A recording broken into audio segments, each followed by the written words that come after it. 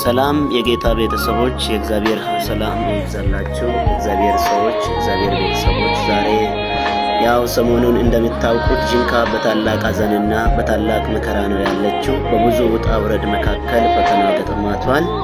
እንደምታየው ዛሬ ወንድማችን አገልጋይ ፍርዖን ሸኝተን የመጨረሻው አገልጋዮችን ነው።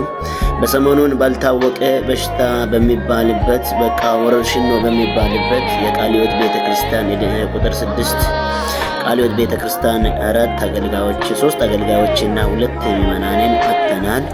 ስለዚህ በማንነቱ ባልታወቀ መንገድ ያው እያጠን እንገኛለን። እግዚአብሔር አምላክ ለወዳጅ ቤተሰቦች ለጂንካ ለመላው ሕዝብ ሁሉ እግዚአብሔር መጽናናትን ያደርግ። ያው መጽሐፍ ቅዱስ እንደሚናገረው የጻድቃን መከራ ብዙ ነው፣ እግዚአብሔር ግን ከሁሉ ያድናቸዋል ይላል።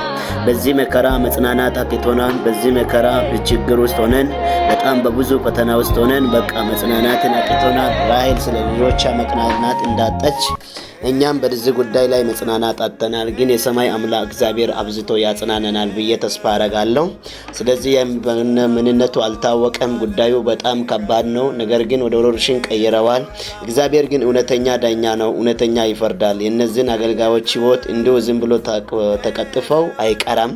ጌታ ምላሽ ይሰጣል ብለን ተስፋ እናደርጋለን። እግዚአብሔር ልጆቹ ላይ ስለ ነቢያት ስለ መሪዎች ሲል ነገስታትን የሚገስጽ አምላክ ነው። በዚህ ጉዳይ ላይ እግዚአብሔር ብቻ ይፍረድ ብለን ለእግዚአብሔር አስረክበናል።